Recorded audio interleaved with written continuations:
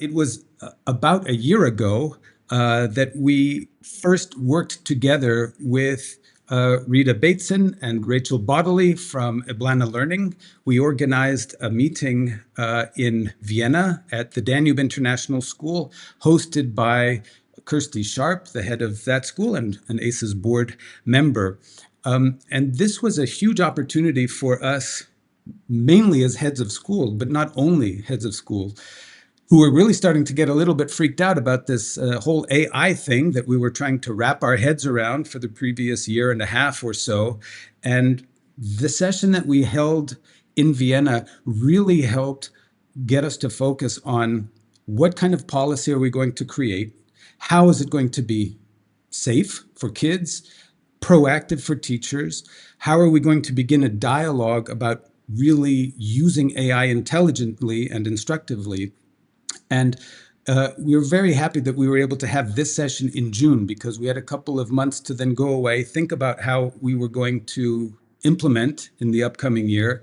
And at least speaking from my school here in Ostrava in the Czech Republic, we were able to start the school year with a real roadmap of where we were going to go and how we were going to get there. And we took advantage of Eblana's very generous offer to use their pilot program to educate our staff. And so all of our staff school-wide have been doing the Eblana program to be certified in using AI. With that, I would like to extend an invitation to Rachel Bodily, co-founder of Eblana, to join us, give us a bit of an update about Eblana, because in the past year, it seems to me every time I look at LinkedIn, you or someone from Eblana is somewhere in the world presenting, growing the team, really reaching out to international schools all over the place. And I know you've got plans moving ahead. So Rachel, how's it going?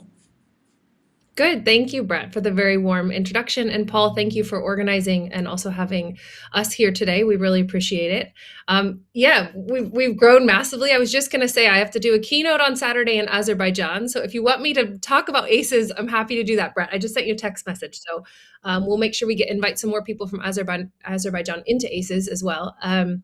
No, but I think I'll just introduce myself first, and then I'll give you a little bit of insight just in the next 5 minutes or so about Eblana. And of course, you're always welcome to send me an email. I can put that in the chat.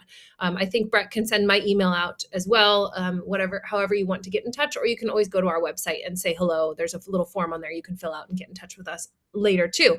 My name is Rachel. I was an educator at the International School of Amsterdam. So I am, yes, indeed, a part of the IB cult, as we would like to call it. But yes, I was an educator as well. And then I worked at an ed tech company. And then when AI came out, I was a very much of enthusiast, a native user from day one, October 2022 that was. So it was almost 4 years ago that ChatGPT really went public and got into the hands of the public. And I just felt a very big lack of depth in the AI conversation. It was just all about tools. And I thought this is going to impact our kids in such a big way. And now we know that. We've done so much more research since then.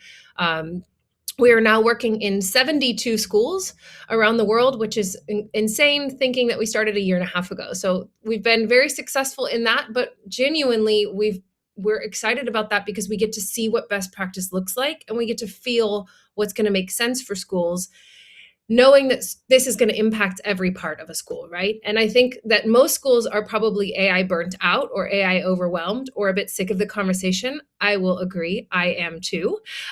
However, we have to do something about this, right? And I think that's where our research really expands. This is just one of the things that we've put out, a book about Rita's work and the research that she's done. My co-founder, Rita Bateson, she was a former senior curriculum manager at the IB. She was also a head of school. So we're really coming at this of the lens of international schools and what they can do to safely, ethically innovate. So obviously we've all kind of been through this storm now the last 3 years, the AI storm, as you would call it.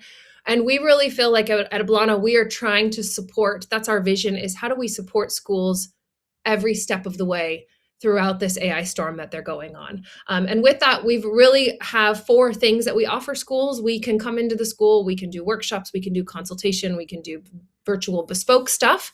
But for schools that might not have as many resources or that want to work a little bit faster or might not have time on the PD calendar, we have also created 3 different things. And so I'll quickly show you those. And then I'm happy to take questions. I don't know if, Brett, if there is time for questions, but like I said, people can always reach out.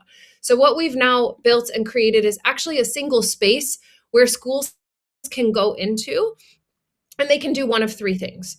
First, schools really need to get together some of their main documentation. Schools really need to sit down and think, what is our vision for AI? What is our strategic plan for AI? What about our strategy? But then really teachers and students are anxious for and eager for what are the rules, what are the guidelines around AI. So we've created a certification portal so that your AI working group or whoever is going to be in charge of AI can actually help support the work in the school by looking at our 32 standards for schools. And we've collected these and created these with all the work that we've done in these 70 plus schools that we're working with. So we've really taken best practice together with research, and we are trying to really help you figure out what is that path moving forward. So this would be a really great place for your AI lead or whoever in your school has kindly volunteered to put their hand up for them to get all of their research and knowledge and see the very clear path forward. So that's sort of one thing that schools need to really do. They need to get that documentation and those foundations in place. And then, of course, you need to train your staff. And staff are feeling very different about this. You've got varying levels of confidence, varying levels of competence. If you're in Europe, which most of you are, there's the EU AI Act, which says that which schools are a high risk. They're deployers of AI. And so actually we have to train our staff legally. The AI Act is now stripped back a little bit, but eventually regulation will come. And so this is really a preparation for that.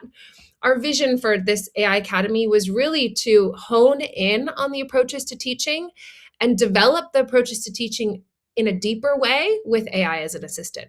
And so these are really a lot of e-learning modules. We have 35 courses right now, and we're writing another 6. The next sort of level of coursework that we're looking at is how does our school build safe AI infrastructure or sovereign AI? What do we do in terms of choosing a local server versus a cloud model? What about AI agents? Are we going to deploy them? What is that going to look like? How are we going to build them and build them fast? Are we going to allow the building of softwares in our school? Big, big, big questions.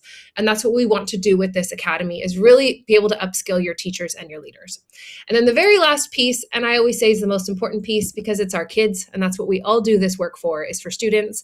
But we also fully articulated the world's very first AI curriculum. So we were the first to put out a proper curriculum. It aligns perfectly with the IB, but there are 28 units of learning, 170 plus hours across your whole school. So really making sure we have those really important conversations with students from a young age all the way until when they're a bit older. So all the way up until 18. So we've really outlined everything that the teachers would need, everything that the school needs to really start to get this into place.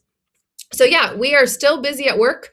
There's a lot of things that we are doing at Eblana, and we have not stopped. We've got lots of things coming in the pipeline, and we're excited to continue to do this hard work and keep up with the research and keep all the content updated for all of you as well. So, Rachel, thank you very much. Be well, prepare well for Azerbaijan, and we'll look forward to seeing you soon. Thanks, Brett. Thanks for having me, and thanks again, Paul. Be well. Bye-bye.